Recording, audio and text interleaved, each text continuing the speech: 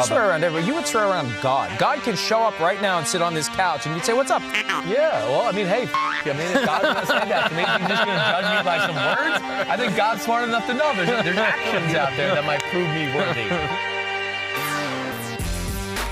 It's a special baby. joint edition of the Chris Simms Unbuttoned PFT PM podcast. Yeah. What do you usually say? What do you usually say to start I just off? say, what's up, homies? How you doing? We're here. It's the podcast time. Let's get going. That's usually how I kind of started off. But you this need is something a special you need edition. something better than that. Okay, hey, it's the PFT PM podcast and Unbuttoned. It's a collaboration. And me and Mike are wearing the same damn shirt if you're watching on YouTube. But mine's better. Yours has been through the wash too many times. This is like the original shirt they sent me 10 years ago. Yeah, it looks like it's 10 years old. I just want to get that. The one I had on yesterday was that breathable, like the wicking, because it was hot and we were sweating. So I'm going to get real hot later on today. Yeah, although you it's probably very will. comfortable right now. It feels We're great. not allowed to complain about the conditions. It's perfect. We're at the owners' meetings for all those listening. We cover sports for a living. That's right. We play in the toy department. You're right. We can't complain about whether it's hot outside. We can't complain about our hotel rooms. No, we can complain about our hotel rooms. Okay? We can damn too, okay? You're over here living large, okay, at the Biltmore. I'm down the street and I don't even know the crap Don't in, mention okay? it. I'm Don't at mention the crap it. in. You never know who the sponsors I know. are. I'm just telling you. That's where I'm saying. It's the crap in. I had no hot water last night. I had a double bed. I'm 6'5", 230, and I'm sleeping in a double bed. It's just not good. My back hurts today. So, yeah, I'm pissed off about it. I'm not going to let it go. Hey, at least you flew out here first class. Oh, no, I did not. Okay. Another whammy to this trip. I mean, I'm telling you, next time we have the owners' meetings in Arizona, I am going to come down with Zika or something. I'm not coming. Here's the thing. I invited you to join my wife and I last night for dinner. Right. You would have avoided your hotel room for 2 hours, Yes. and you chose to like get takeout and go back to your hotel room. So you can't complain about it. You chose to be there 2 hours when you didn't have to be you're there. right. I was salty about it, so I was like not social last night, and I was just freaking tired. Okay, I was just tired. I got up early yesterday to catch an early morning flight to get out here because we started taping stuff early yesterday afternoon. So I had enough, and I didn't want to be third wheel with you and your awesome wife Jill. I mean, it's enough of work for her to have to deal with you, let alone have to deal with me. Well, and actually, Jill said, "Well, like, was he really mad?" It's like, I actually didn't seem. You must have internalized a lot. Yeah, I just internalized. Okay, I can motivate through complaining sometimes, or like almost just like, and that's kind of what I do. I internalize it and just get pissed off and push through it. Well, yesterday was eventful for us because we began taping PFT Live because we don't want to have our crew out here at 3 a.m. to 6 a.m. local time doing a live show. Yeah. So we get everything in the can ahead of time. It's all timed out. People far smarter than us are telling us when to shut up so they can make it all into a 3-hour show. Right. And we had about an hour to an hour and a half done. And Rob Gronkowski retired. So it's like, get rid of all the stuff we've already done. We have to go back and reshoot segments. We had to do basically half the show again, which is fine. It happens. We may have to do it again today. Hey, who knows? Who knows? But now that we've had about a day to let it marinate, because it surprised us, it shocked us, even though we knew it could happen. Right. Here we are a day later.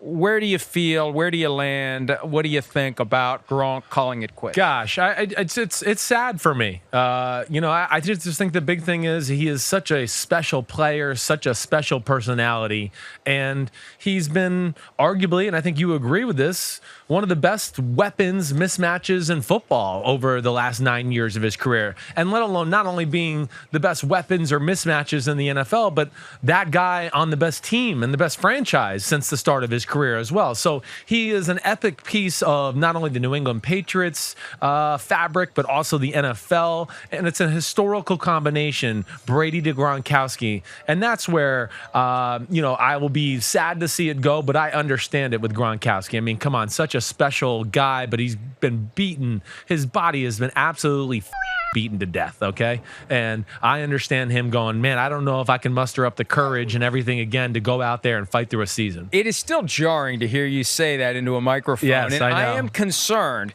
that if you get too comfortable using that kind of language into a microphone, it's going to come out when it shouldn't. Well, if it is going to come out it's good this week since we're taping a lot of this. So if it does come out while we're here at the hotel doing like the show, the actual pro football talk, at least we should be able to maybe cut it out or retape the segment. But I understand, but I am a professional swearer. I am the Rob Gronkowski of swearing, okay? I know how to turn it on and turn it off. I don't know why, but I think it's because I heard my dad swear so much as a little kid that I learned to filter it before it came out of my mouth. Let me tell you a quick story.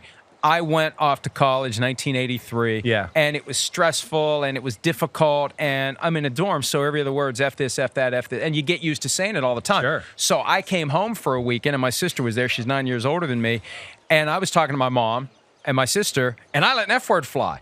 And my mom was like, what did you say? And my sister covered for me. She said, no, he said this. And then I did it again. Like I cleared it one time. I was like, whew. And then I did it again. And what happened? Like, was your mom like old school Italian wooden spoon kind of thing? Yeah, but I was too old to do big that. at that point. Right. But my sister tried the second time to cover for me, but I think my mom realized that, it's too late. It's too late. He's kind of old. The hay's out of the barn or the horse is out of the barn. Either way, I was dropping the F-bomb left and right. But, it's just always weird, like when you hear your child say it for the first time. I know when I heard my son say it for the first time, it was just weird. Right. It was weird when I heard my dad say it for the first time. I didn't think it was something grown-ups used. Well, I was mortified when my dad used it. Wait till you come to my house and hear my 8-year-old throw around the F-bomb. Will he say to me when I walk in, what's up?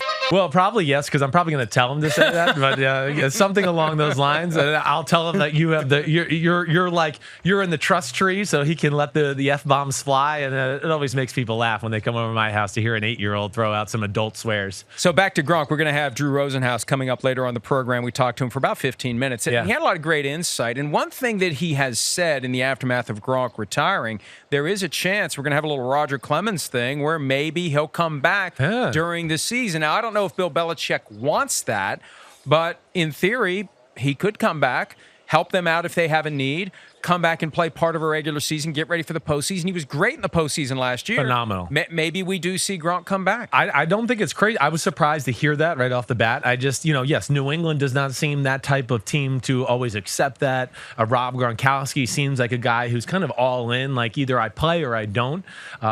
So it is interesting to hear Drew throw that out. I do think Gronkowski would be one of the few people in the NFL or on the planet that New England would wiggle the rules for a little bit because of everything we just talked about. Not only has he been special part of that organization, but he's still special on the field. Like you said, the playoffs, I mean, they needed a big completion in the fourth quarter against the Rams in the Super Bowl. Who'd they go to? They went to Rob Gronkowski. Same thing in overtime for the Kansas City Chiefs. So I still think with his size and his ability to move, he can be a mismatch problem. The big thing, I guess, is going to be where's his body at? And I think that's really maybe where it happens. If he gets to week 4 and goes, okay, I feel real good right now. Maybe I, come back and get a few weeks of practice underneath my belt and they unveil me week 8. I wouldn't be shocked now that I've heard Drew say that. Listen closely, though, folks, when you hear the Gronk, or not the Gronk, but the Rosenhaus interview on Gronkowski, bulging disc. Yes. That could be something. Things he was fighting through last year that we didn't even know about. That could be something that would maybe keep him from coming back. All right, but given that it's a possibility. Yeah. Right now, and I'm going to hold you to it. Okay. Who has more catches in 2019, Rob Gronkowski or Jason Witten? Oh my gosh, that's a really good one. Okay, I'm gonna go with Jason Witten. I am. I think when all is said and done, I don't know if Gronk will ever get to that point this year where we just mentioned where he's going to go, I feel pretty good. I just think his body has been beaten to hell so badly. It's another level. Jason Witten, is basically been unscathed compared to what Rob Gronkowski has done. It's just a different style of football. So I would go with Witten there, even though I don't think it's going to be this huge statistical year for him either. I remember in 2008 when Brett Favre retired, and I think the Packers knew exactly what they were doing when they asked him for a firm commitment one way or the other in February. They knew the answer would be no. Yeah. In April, he was on David Letterman's show, and he said, hey, who knows what will happen when July rolls around, and we know what happened when July rolled around. I think with Gronk, we need to say, who knows what will happen when November rolls around. Yeah, right. Right? Because that's when he starts to feel that. And you've said it time and again. In New England, the regular season is the preseason. Yeah. The postseason early stages is the regular season, and the playoffs are the Super Bowl. Right. At some point, he's going to feel the New England regular season approaching, and he may decide it's time for me to go have some fun with my old teammates. Yeah, I think that would be the time of the year you get the itch, especially as that type of guy. I mean, you mentioned it a lot, Mike. He was a different guy in the playoffs than where he was in the regular season. And I think it's like a little bit what you see. You see that with veteran players in the NFL. You see it in the NBA as a sport where sometimes the guys coast through the regular season a little bit. I know I got to get up to, this level right here, and I could still play really well.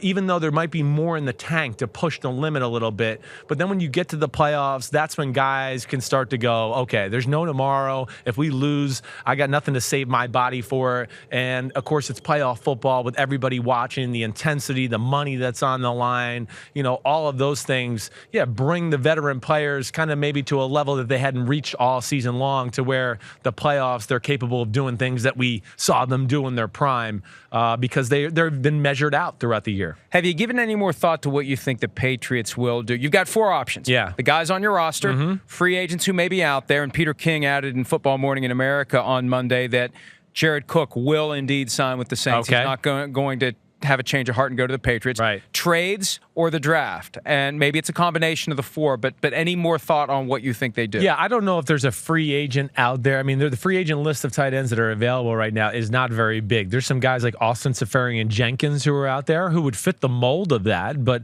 New England looks for not only a special player, but a special guy that they feel can learn their system, fit in within the culture. I do think this is a draft, and I haven't worked my way down the long list of tight ends in the draft coming up yet. I will get to that point, but I do think there's some players there to be had. Now, to say that they're going to be Rob Gronkowski, no. The only guy that's even similar or even somewhat comparable to that is the kid Hawkinson from Iowa. But the rest of the group, Mike, is there's a lot of Jordan Reed-ish, or let's say in New England terms, Aaron Hernandez. I know that's a bad name. I'm talking about the guy on the field, okay? There's a lot of that type of player at the tight end position. The kid Noah Fant from Iowa, that's who he reminds me of a lot of ways. It's a Jordan Reed, Aaron Hernandez type skill set where they have this quickness of a wide receiver, but yet a 245-pound frame that's different to be able to be that size, to move that way. But I think that some of those 2 guys from Iowa, they're going to be gone. New England's going to have to make a move if they want one of those in the first round at least. Somebody posted a photo yesterday of Irv Smith shaking Bill Belichick's hand at the Alabama Pro Day workout, and Irv Smith retweeted it with the double eyes. Yeah, right. Like, emoji. I'm available. Yeah. Yes. And who knows what they'll do, but they're going to have to do something because they cut Dwayne Allen, and Gronk is now retired, and Bill Belichick tight end's huge for them. He'll always have a plan. He grew well, and the tight end is it's something they believe in that offense. Bill Belichick, let's not forget, he came from the New York Giants with Bill Parcells and Mark Bavaro and Zeke Moad. So the fiber of his teams usually have a tight end. Even the early years before Gronkowski, let's not forget, it was Ben Watson, right?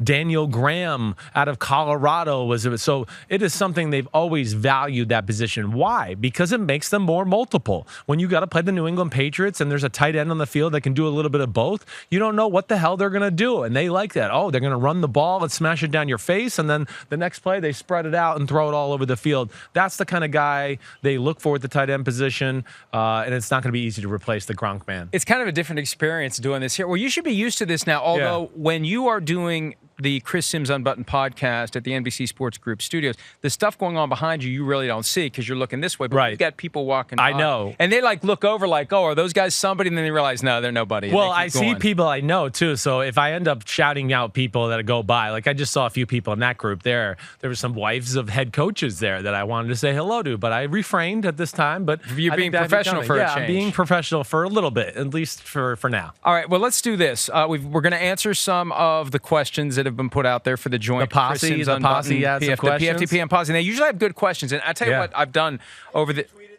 And me as well, yes. But they will ask questions that really get me thinking about angles that I'd never thought about before, so I end up stealing those concepts and using them the next morning on PFT Live or writing stories about it. A lot of times I forget. That's the thing. While I'm doing it, it's like, hey, I need to remember this. This is a pretty good question, and a lot of times I just forget all about it. But more often than not, I try to remember, and it ends up being something that maybe helps us push the needle forward a little bit because they've got a good perspective. Conversation. They is like key. you too. I'm glad they do. I like them as well. I mean, they seem like a cool group. A little too cool to follow you, really. But I mean, I get it. No problem.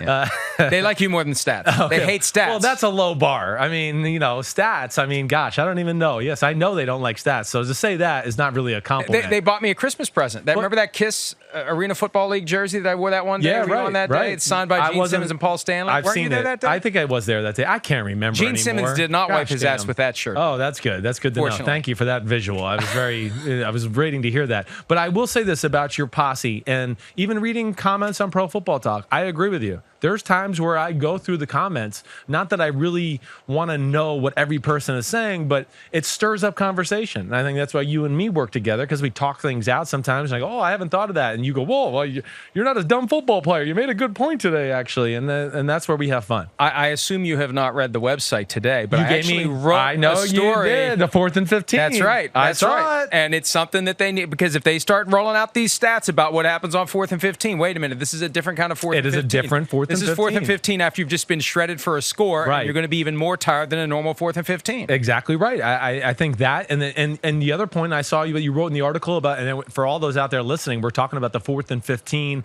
being the replacement for the onside kick right now, and that whole jump off there. But you made the other point too, that the statistics for what they say the conversion rates are for 4th and 15 right now, where they are right now is the floor. You're right. It's going to only get better if this becomes part of the game. Teams are going to just continue to come up with more ways. They're going to practice it more. They're going to practice it more for the situation. Exactly right.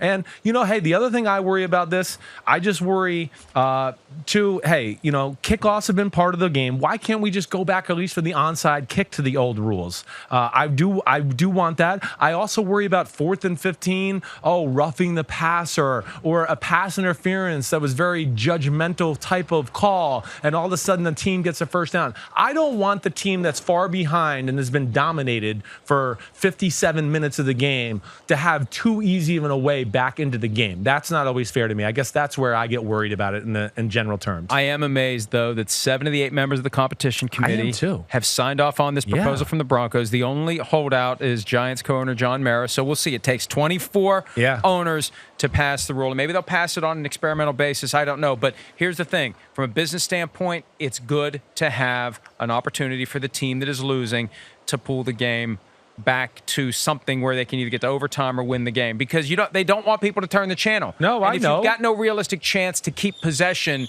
click game over. But we're not turning the games off now. That's what I would argue. Some people maybe, but the games are close as hell this year. We have no. It's not like when we're watching the games at NBC. It's not like they're going to pull up, Laverne and Shirley in the bottom right square. We have to watch the games. What is that? It's one of the greatest opening songs ever. That's close. Doing it our way. Yeah, I was spot on. Is that Laverne and Shirley? That's Laverne and Shirley. Are you sure? I'm damn sure. And I wasn't even alive during that damn show. That's not Mary Tyler Moore? I'm pretty sure, yes. I mean, somebody, one of you old people behind the camera, anybody got an answer for me? Is that Laverne and Shirley? I think you're close. It's close. I got it. I'm telling you. And then they wave at the bottle with the yellow glove on it, right? You know where that show came from, right? Milwaukee? No. You know where it originally, it was a spinoff of another popular show. No. Do you know what show it was a spinoff of? I do not. Happy Days. And Happy Days had like 6 spinoffs. Right. You know. Why is it a spinoff? I don't even understand. They had a plot line with Fonzie and Richie Cunningham. Are you familiar with those two characters? I am very much. They had a double date with Laverne and Shirley. Oh. But they were much more, what's the proper word? They were more floozy-ish in Happy Days than they ended up being in their own show. Okay. They seemed like they were, like girls that would have bad reputations back in the 50s. Right. But that's where Laverne and Shirley came from. I did not know that. And this one will surprise you, but they really jammed this through Happy Days to create them. Because Happy Days was the show in the 70s. Yeah. Mork and Mindy. Okay. With Robin Williams. Yes. Was a spinoff of Happy Days. Holy cow. I did not know that. Yeah. I see, what's his name? The actor. I mean, he was he's the director of movies. Ron Howard. I see him around town. Funny story just off of this. I went and saw A Dog's Way Home something like that with my little girl, right? My little girl loves animals. She loves dogs. I go to see it, and Ron Howard's little girl, Bryce Dallas Howard, is the voice of one of the dogs in the movie. Well, her name comes on the screen, and somebody claps real aggressively. And I go, I just, out of my head, I just go, I wonder if that was somebody in her family, because I knew she had grew up in the area I live in, Connecticut. Well, I go outside, my wife and little girl are in the restroom, I'm with my little boy, and there goes Ron Howard walking by. I got a chance to meet him. I was like, oh my God. What'd you say to him? I just was like, I said, you are the man. It's really nice to meet you. You didn't call him Opie Cunningham? No, I wanted to say, because I used to watch that growing up because my mom loved, what the hell was that show when he was Opie? Happy Days. Oh, Opie was the one before that. Yeah. It was Andy Griffith. Andy Griffith's show. I used to watch that growing up, but still awesome to meet him. And then I said, I thought you guys might have been here. I heard somebody clapping really hard, and he laughed, and he was like, yeah, it's my wife. It's a proud mama. So that was cool. Did he know who you were? Absolutely not. Did you introduce yourself and then it rang a bell? No, I did not. I didn't. Did you say Phil myself. Simms? You didn't say anything. I didn't say anything. I'm not usually not that way. I just wanted to say hi to him. He's a legend, and then I moved on. Did you not say your name? No, I did not. You just said hi. I just said hi. You the man. Here's it's how very it nice works. to meet When you meet somebody, you're allowed to say your name. You're not imposing upon him if you mention your name. I know, but gosh, he's freaking Ron Howard. I was just trying to let him get out of the movie theater, so that was it. A guy who knew who Chris was, although Chris was not represented by this guy during. Oh, well, wait, before we do that. Yeah. We're being reminded it's time for our read. Yes. When you need auto parts but you can't get to a store, visit O'ReillyAuto.com. You can buy your parts online and pick them up in the O'Reilly Auto Parts store of your choice. No shipping costs, easy returns, and convenient pickup on your schedule. Shop your way for the parts you need at O'ReillyAuto.com. O'Reilly Auto Parts, better prices every day. O'Reilly Auto Parts. All right, Drew Rosenhaus joined us earlier in the day. Here's the full conversation with Super Agent Drew Rosenhaus. Continuing our coverage of the annual meetings in Arizona, and a guy that I have seen everywhere in the couple of days that we have been here, getting deals done, making business happen, and in demand now that one of his biggest clients has decided to walk away from the game. He is longtime NFL agent Drew Rosenhaus. Drew, welcome back. How are you? Good to be here, guys. Doing well, hustling. You're right. For me, I'm here trying to chase down the teams. At the Combine, they're chasing you for, the guys that they want to sign right out of the gate. Here now, you're chasing the general manager and head coaches to talk to them about draft and things like your that. Your free agents who haven't been signed yet. We're in the second wave. Yeah. And, of course, the draft. Yeah. But at the Combine, there are no discussions about contracts, right, with looming free agents. That doesn't happen. That is such a joke. That's got to be the biggest travesty of all. You made the point. I mean, they should just eliminate the whole tampering stuff. And let it go, right? Yeah. Well, but the way I understand it, you negotiated a deal with the Raiders for Trent Brown in 3 minutes. I mean, it's very impressive to do a $66 million deal that quickly. That was easy to get done. That didn't take long, given the amount, when he became the highest paid offensive lineman, that was kind of hard to turn down. Yeah. So that one happened pretty fast. Right. Does a relationship grow from there with just the Raiders specifically when you go into a big, week of talk about Antonio Brown and then yeah, it does. Definitely. Right. Spent a lot of time with. Well, I've known Coach Gruden for years. Right. Warren Sapp's one of our retired clients. So Coach Gruden's been working with our guys for decades. But Mike Mayock, this was my first dealings with Mike as a general manager. But the Raiders, a lot of the people behind the scenes, like Tom Delaney, he runs their salary cap. He's been there as long as I can remember. Right. So I've had a long relationship with Mark Davis, Al Davis. This is my 31st year. So a lot of the people in the building have been there for a while. Right. Before we get to Gronk, Antonio Brown was the story of the offseason for the first couple of months. And I kept comparing him, Drew, to another one of your former clients, Terrell Owens, in 2005. And I remember what T.O. went through and how hard it was for him to get what he wanted. What has changed in 14 years where a player called his shot and made it happen and got out of a situation he didn't want to be in? Antonio had 9 great years there, guys. And when we met with the Steelers in West Palm Beach, we met with the owner, Mr. Rooney, and we met with Kevin Colbert and Omar Khan, the GM and assistant GM. We just decided after hearing Antonio out that it was best for him to move on. I think the Steelers bought into the notion that it would be best for everybody if he was traded. It really wasn't a process of us just forcing them to do it. We explained our position. Right. And, not everybody agreed with the approach, but at the same time, there were a lot of discussions going on behind the scenes that were very cordial. Yeah. Antonio's meeting with them was very positive. He and Mr. Rooney, they hugged and agreed that it would be time to move on, that it was 9 great years, but a change of scenery would be best. His relationship with Ben obviously was not the best. The relationship with Coach Tomlin, unfortunately, was not at an all-time high. Right. And it made sense for both sides to get going. Going all the way back to Terrell's, it was a little more one-sided at that point. Well, so I want to piggyback off that a little bit now with the Antonio Brown thing. Okay, so now it's time to move on from Pittsburgh. This is where, first of all, I'm amazed by you. Players love you. And I want to tell the audience that because I played with Warren Sapp. He loved you. Anybody I've ever been around. Why didn't you hire him when you were playing? Well, I didn't know him that well. He didn't pursue me, so maybe he didn't think I was worth a damn. He's like, I'm not going to make any money with that bum. Get out of here. But how much do you get involved with like Antonio Brown? We're sitting here doing TV shows going, man, the stuff he's doing on social media, it might be hurting his trade value or his ability to get on with the. How much do you get into people's lives that way to steer them in the right direction? Well, I shared with Antonio my thoughts that I thought, less is more with the media and social media and things of that nature. But I always supported him. I will give him my recommendation, and he's his own man. Yeah. I'm his agent, but, he makes his own decisions, and he'll certainly consider my counsel. But it's not like we had this game plan to do stuff on social media. It wasn't something we concocted. Right. It was really him just speaking from the heart. Sure.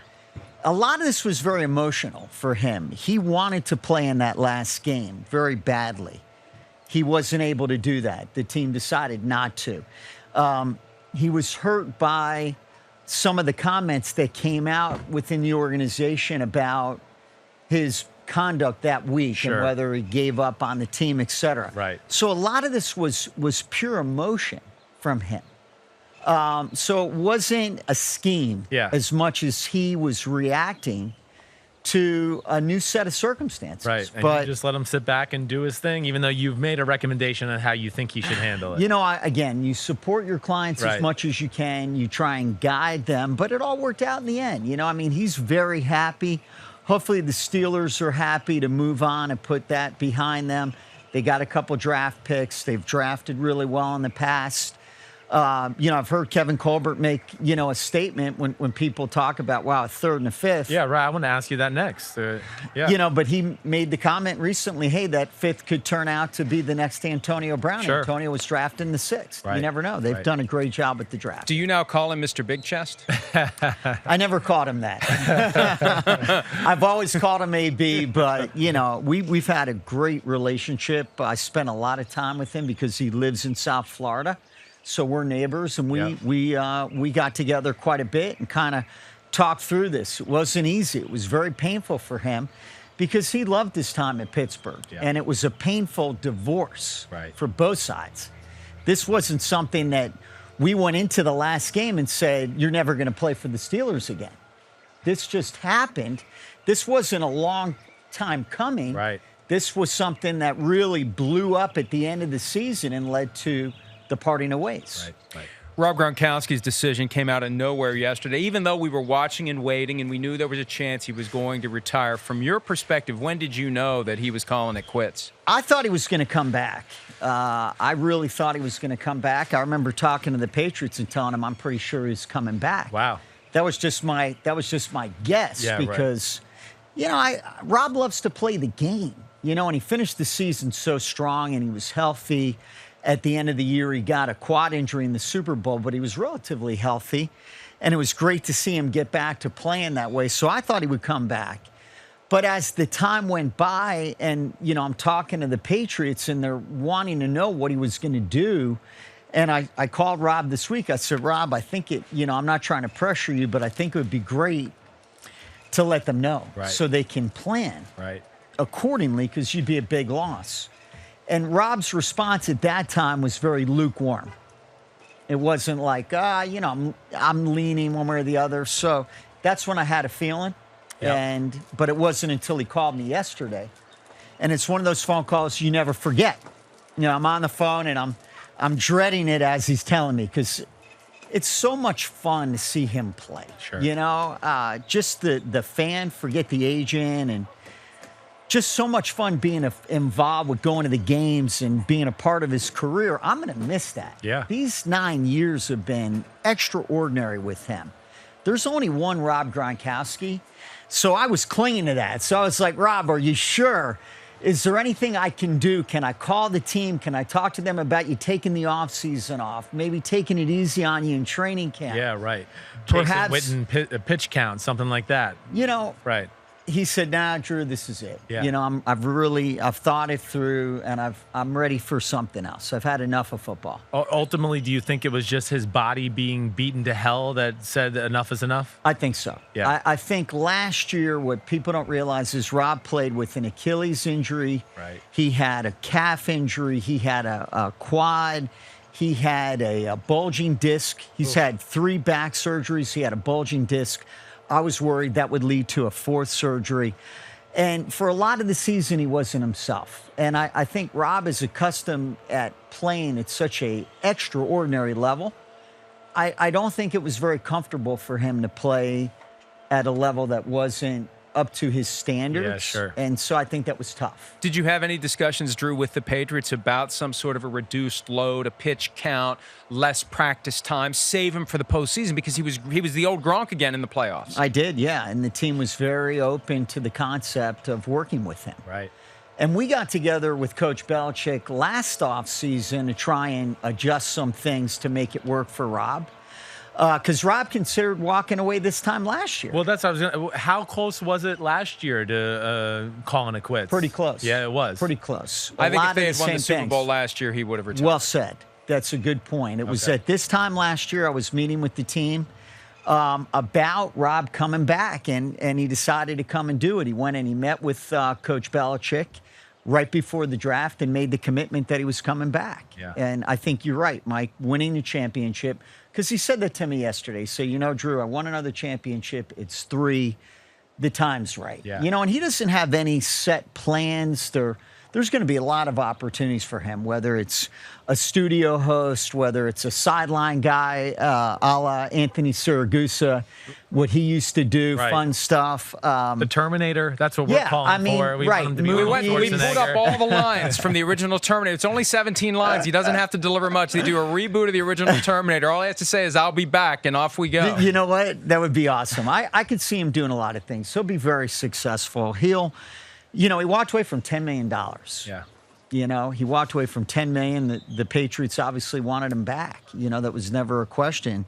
I'm just glad that he was in that position. What a credit to him. A lot of guys that I have, they play forever because they can't afford to walk away from that. Right. Thank God Rob has so many options that he can. Yeah. Does he still have all of his football money banked? He does. It's a true story. Do you? Me? Yeah. No. You met my wife. She's got expensive taste. I get Rob. taxed, and then I get double taxed by my wife. No, he hasn't been married. He doesn't have any kids, and he's lived within his means. He really has. I think he's had the same vehicle. He's never been an extravagant guy, not with jewelry, clothing. He's really lived within his means. I got to give his parents a lot of credit. And he's got older brothers that looked out for him, too. So I got to ask you this question, just because, like I stated earlier, you're so loved by your clients, and you've had some real personalities. I have. Okay, so whether it was Warren Sapp, who I got to experience in person, who was the craziest personality of all, where you just look back at it and go, oh my gosh, that was fun, a handful, all of it. Shockey was right at the top. Shockey? Jeremy Shockey. I'm not prime shocked. was definitely one, but you'd have to give it to Rob. Yeah, you give it to Rob. Rob was definitely the most entertaining guy. I mean, just a breath of fresh air. Yeah. Always in a great mood, Right. Always funny. Even when times were tough coming up, most people don't realize all the adversity that Rob went through. I mean, he had an ACL, Yeah. bad one. where he tore his ACL and MCL. Right. He had 3 surgeries on his back throughout his football career. One in college. Right. He had 4 on his forearm. That was almost a career-ending deal. The staph infection. The staph was scary. Right? Yeah, that'll kill you. This guy went through a lot. And that's what I'll remember most about Rob, the joy, the great personality, but also the toughness, their perseverance. This wasn't a walk in the park for him. I mean, he battled. What are we talking about? 9 surgeries? Yeah, it's insane. Yep. You know, remarkable. And never got jaded. Never lost his nature, never lost his love of the game, never always just went. That's what amazes me about football players. They get broken down, and they dedicate themselves to getting back to 100%, going back out into that fray knowing they're going to get broken down again and have to keep doing it over and over and over. And Rob was a blue-collar guy. He never complained once about blocking. He would take on defensive ends. He would do all the dirty work. He was never a guy that was just all about. He never called me once and said, man, I'm not getting any catches. They're not throwing the ball to me. Never. Not in his entire career. He would go a whole game of blocking. He wouldn't have a different attitude as long as the team won. Was he ever annoyed that, in the last few years, like tight ends passed him up in yearly average, like salary? Because we used to talk about it. Like, sure. It's crazy. Definitely. He did get annoyed. Okay, yeah. Me more so than him. Yeah, I mean, we did Rob's contract after his second year. It was very unique what the Patriots did. And he wasn't Rob Gronkowski, the Hall of Famer, after his second year. But we got a very lucrative extension, but we were always chasing the next contract because he was the best player. Yep. So I think we renegotiated his deal 5 times. One year we got the Patriots to move money up. Every other year we got them to add incentives, just like last year. So it seemed like I was perpetually renegotiating Rob's contract with the Patriots, but they were great to work with. I mean, they recognized what a unique player he was, and we were always able to go back to the table and work stuff out for them. Yeah. At his peak, he was, I believe, the most dangerous non-quarterback in the NFL. Another one of your clients right now, we believe, is the most dangerous player who doesn't throw the football, and that's Tyreek Hill, the Chiefs receiver. There's been some stuff in the news about him recently. I don't know what you can and can't say since there's a pending investigation, but is there anything that you can tell us about the Tyreek Hill situation? I know I haven't seen a statement from him, from you. Is there anything you can share with us? Yeah, I mean, we've specifically stayed away from any kind of statement because it is a pending investigation. So really, that's probably the best thing for me to do is to continue just not to say anything until that clarifies itself. Were you, staying on that topic, were you down the road a little bit on contract negotiations with the Kansas City Chiefs? Not really. No? Okay. Not really. I think the negotiation story got a little bit blown out of proportion. Really, we had just had a couple of meetings, but nothing too far along those lines. Jay Glazer threw out there last week the idea that he'd heard rumblings of a possible trade. Had you gotten that sense at all that they were thinking about maybe moving on from him? No, absolutely not. I met with the team at the Combine, and we were talking about a contract extension for him, and I never heard anything about a trade. Jay's really plugged in, and he nailed the Odell Beckham, so I was surprised to hear him say that, but I never heard a single rumbling about that. In fact, in talking to the team, all I ever heard was he was a building block that they planned on committing to and getting a contract extension for. Right. Well, Drew, we know you're really busy. We appreciate some of your time. You're in much demand here at the league meetings, given the Gronk retirement and all the other guys you're getting contracts for. Congratulations on your success. We look forward to talking to you again down the road. My pleasure, guys. Thanks a ton. Good to be with you guys. All right, great stuff from Drew Rosenhaus. Very Seriously. candid, very candid. And let's start where we ended with Tyreek Hill. I didn't expect him to say anything. I mean, we had to ask, but it's news to him that there was any discussion of a possible trade. Not that the Chiefs would tell him, we're thinking about trading you, but, look, once Andy Reid decides he's ready to move on, we did it with Marcus Peters. I mean, he'll do it. He That's will. it. No question. He is not scared to make those type of moves. I guess I was this. First of all, when I heard that news that there was trade talks, I was shocked. Because, I mean, again, what we saw from Patrick Mahomes and Tyreek Hill last year, I think we would all agree was like, oh, wow, like this could be really special going into the future. I mean, this could be one of the NFL epic combinations in the history of the league. So I was surprised there. Then I thought, maybe did they say something like that just so he doesn't ask for too much money in contract talks? Or already had asked for too much. Or already asked too much as a number right out there to where they wanted to like slow his roll down there. But either way, it doesn't sound like anything's going to happen here real soon. And with Gronk, the idea that Rosenhaus agrees that if they had won the Super Bowl last year, if they had beaten the Eagles, Gronk quite possibly would have walked away then. I remember hearing leading up to that game. Yep, you were all over it. Ready to walk away. You were. And the family's been on it because of the concussions. Forget about all the other injuries and very serious injuries, especially the staph infection in his arm with the broken bone. Then they had the plate and they had to take it out. And just bad stuff.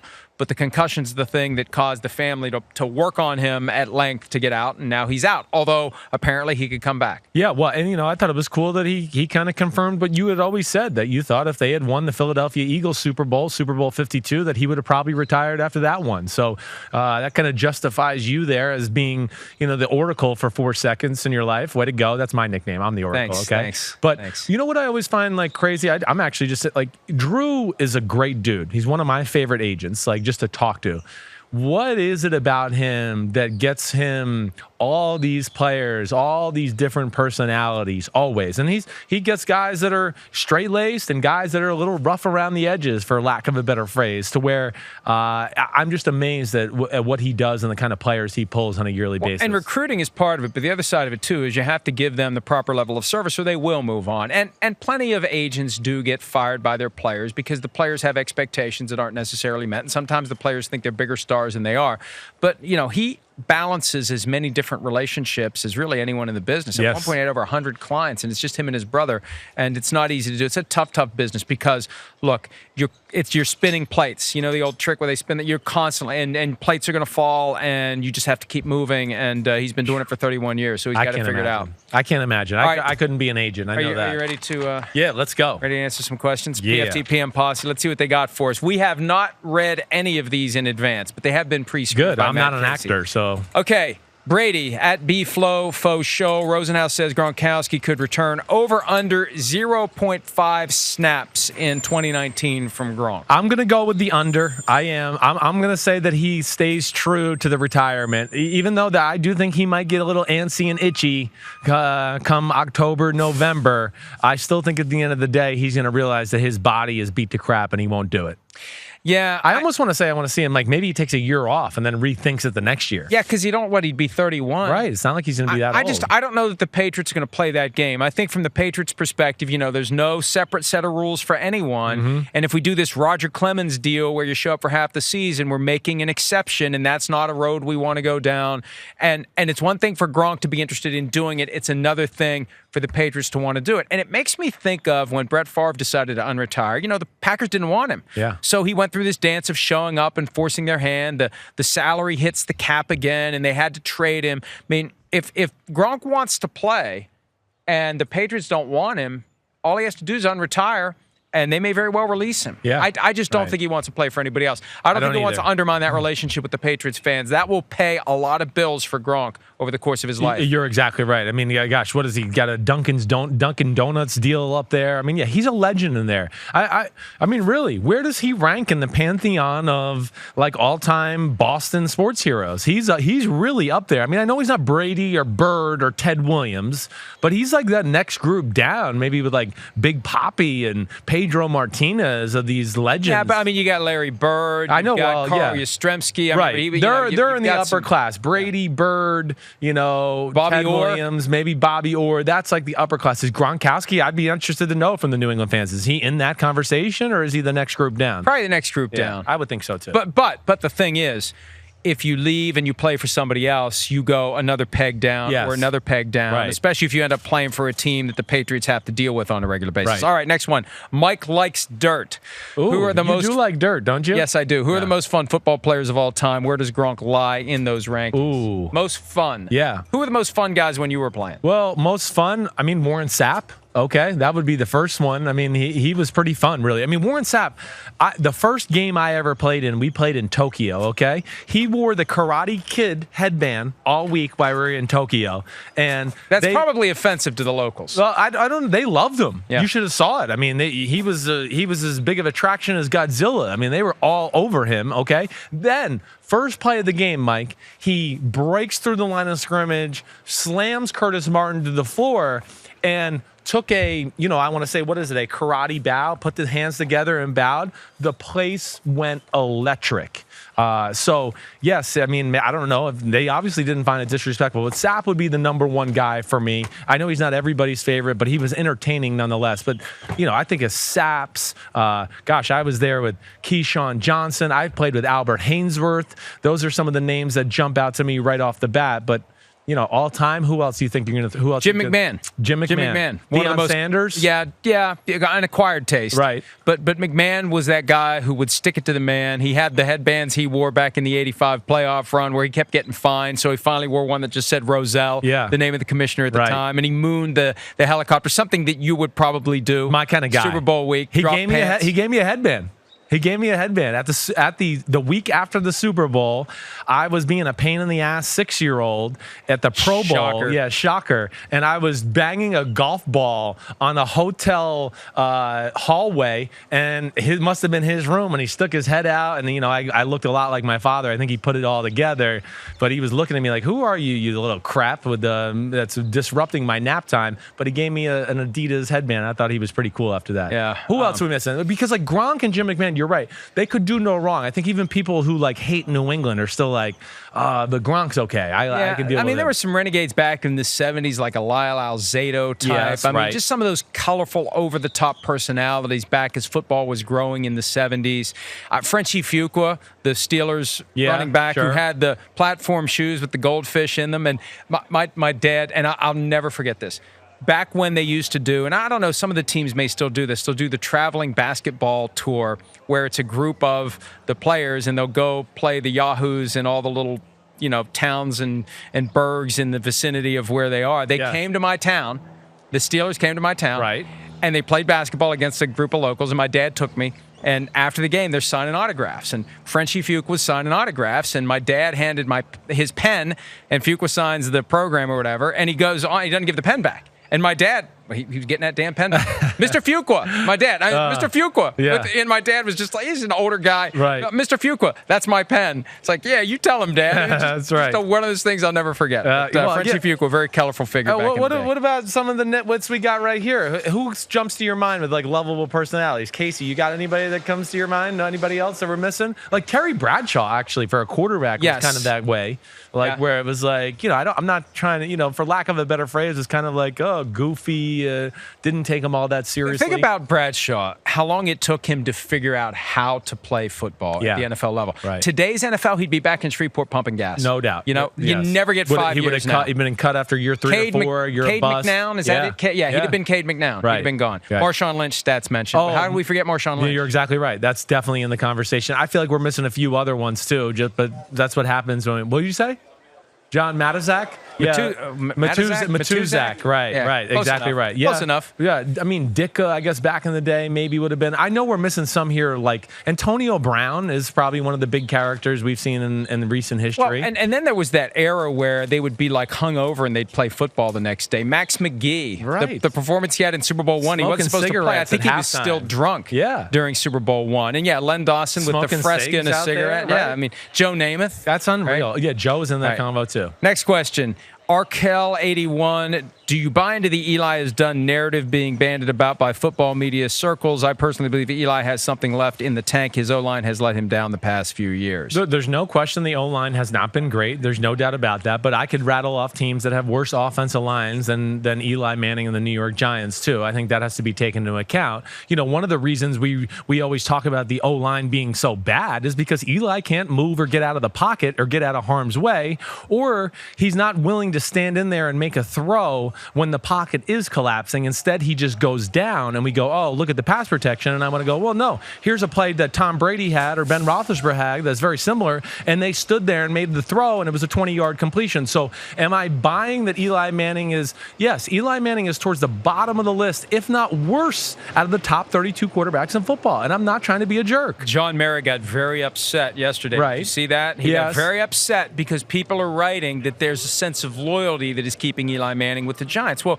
I think it's fair for people to think that. I think it's totally because fair. if it was any other quarterback, Right. would he still be the guy that is the starter, or would they have moved on? They would have already moved on 2 years ago if it was anybody else. I agree with you, Mike, 100% there. And I think the fact that he got mad about it is kind of like, hey, you're protesting a little bit too much. Exactly right. It almost shows the true colors there. But yeah, and again, do I think the Giants, if all things go right, and yeah, Saquon and the O-line are improved, can they still win games with Eli Manning? Sure. I mean, damn, if the Jaguars can go to the AFC Championship with Blake Bortles, the 70th best quarterback in football, the New York Giants can make the playoffs with Eli Manning being the 37th best quarterback in football. But they don't have the defense. No, they do not. You're right. And and at the end of the day, if the run game is not going to be able to kind of hold things together, Eli Manning's at a point of his career where he's not going to be able to hold it together with just him dropping back to pass 40 times a game and keeping the team in the game that way. At a Red Zone Alc, would the NFL have been more inclined to fix the pass interference rules if the Rams had won the Super Bowl? Ooh.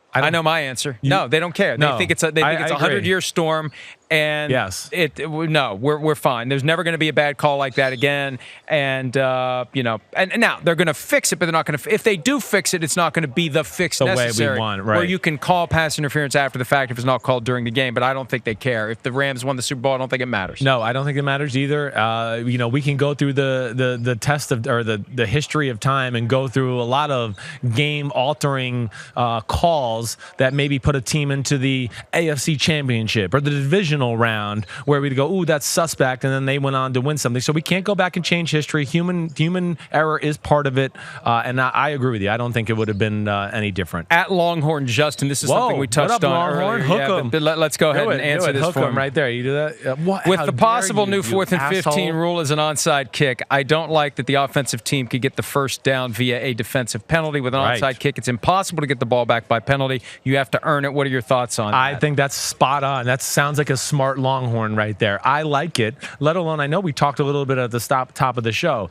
4th and 15 is going to change when teams know this is a part of the game. So whatever the conversion rates are for now at 4th and 15, which I would imagine are very low, that's going to be the floor going forward. I worry about roughing the passer, which could be a judgment call. I mean, we saw one called in the AFC Championship game on Brady and one not called on Mahomes. So those are the things that do worry me, let alone in an era where we're going to talk about player safety, and here's a team up, let's say 17-3 with a few minutes left, okay? Now their defense is on the field for a 10-play drive, playing a prevent defense. A team scores to make it 17-10. They're exhausted. They've dominated the game, but now they got to go back out on a 4th and 15, and if they get the first down, oh gosh, they're going to be back on the field again. I just worry about it making it too easy to make the team that has been dominated all game long to be able to come back and get involved in the game or steal a win. That's the aspect I guess I worry about. Like 4th and 20, you think that's too much? 4th and 25? How about what was the Freddie Mitchell? 4th and 20 what? 24, 23? I think Make it 20, that. Yeah, I mean, Make it that. I mean, I really think 4th and 15 might be a little too low. That's what I worry about. Here's the thing, and the point you made yesterday, if they're relying upon statistical performance by way of converting 4th and whatever, it's going to be higher when you're talking about keeping the defense on the field for another play after they've just given up a score. Exactly. So and the game planning that's going to go into it. I mean, teams will start to prepare in the OTAs coming up for, we need to get a 4th and 15 playlist, start to build it now for the season for when this arises. Because you don't know, there might be 2 or 3 games where you have to use it multiple times. You know what? Maybe we'll see teams go for 4th and 15 more often during the regular game if that's the case. If they feel confident. I mean, more and more teams are going for 4th down. You're on the 35-yard line. If they feel like they're starting to get good at it and they have a variety of plays. But the big thing is that it's going to come to play late in the game like that too, is what do we know about pass rushes late in the 4th quarter? They get tired. So now, it might not necessarily be, it might have been the strength of a team as their ability to get after the quarterback, whatever it may be. It's usually not as good late in the 4th quarter because you're exhausted, and that's another advantage, let alone the rules are set up to favor the offense as is in the NFL. So that all scares me. At the Real Forno, Tyler Fornes, what are the biggest talking points at the owners' meeting that aren't getting enough attention? I have one. Yeah, go ahead. You're better than me. It's a rule that we talked about on Monday's PFT Live. They tucked it in at the very bottom of the proposals. Last year, they allowed the league office to disqualify a player who is penalized for a certain type of non-football act. There's a proposal now to expand that to football acts, and it doesn't say that it only applies if a foul has been called. It could, as the proposal's written, and who knows how this will apply. Right. But it could, in theory, it becomes the NCAA's targeting rule. Not that I disagree with it. What I disagree with is his idea to just kind of slip it through without people realizing what's going on.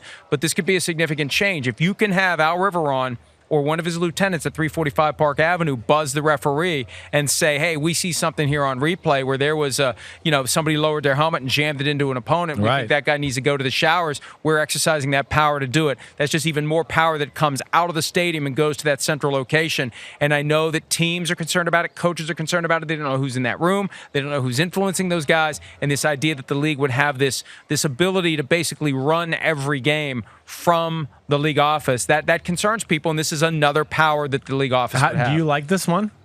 I just would like it more if they were. I feel like the fact that they're not out in the open about it, it just makes me inherently skeptical of it. Right. I like the idea that guys who deserve to be booted out of the game, they get booted out of the game.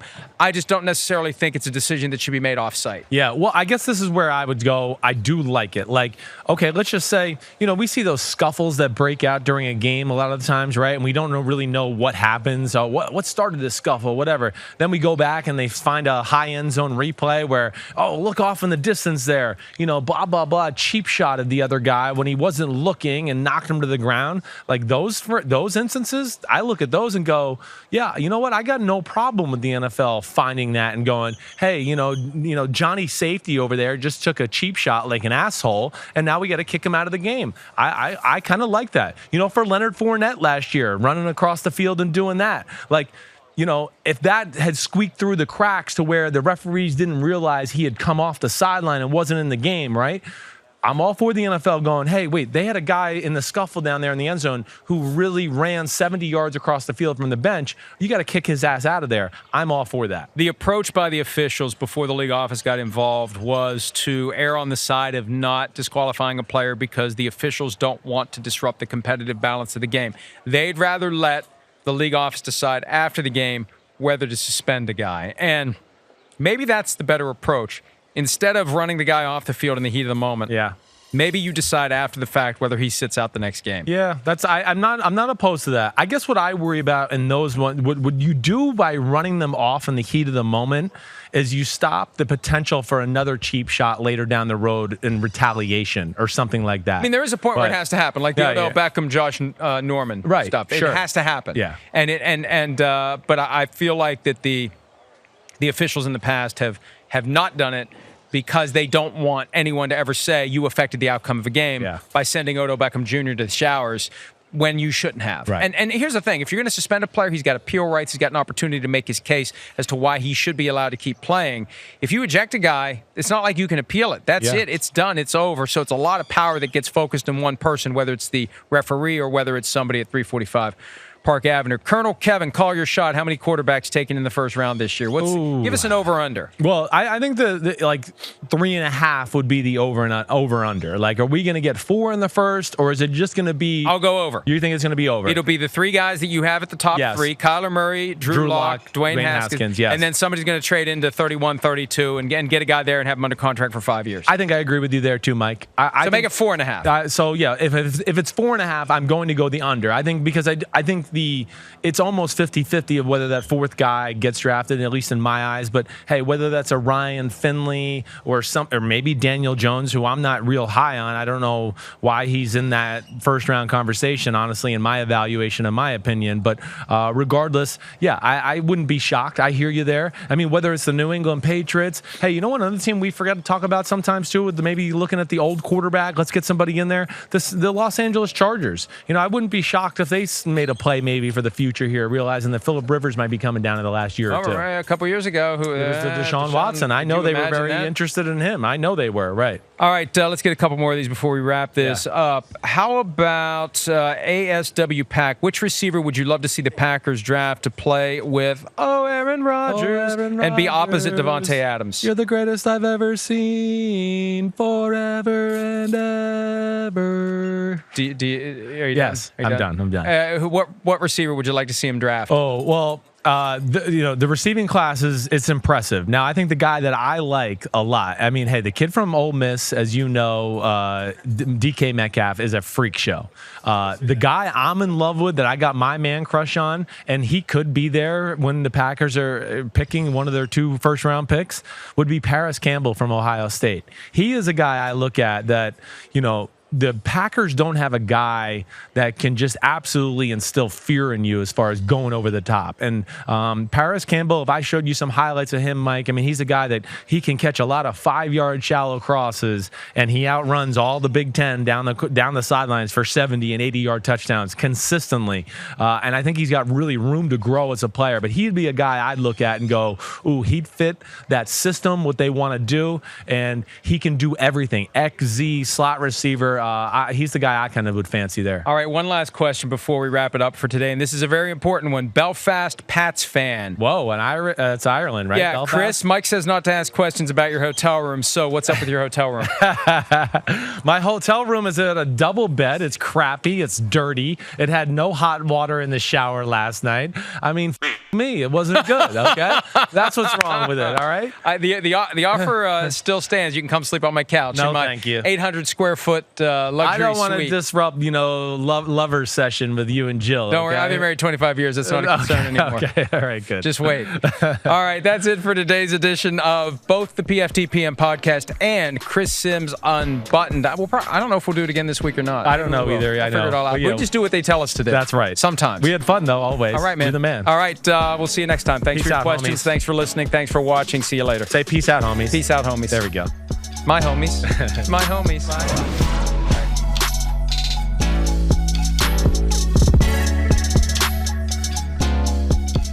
Yo, what's up? Come on, man. Subscribe on YouTube to Chris Simms Unbuttoned podcast. I need you. Please hit the subscribe button, please.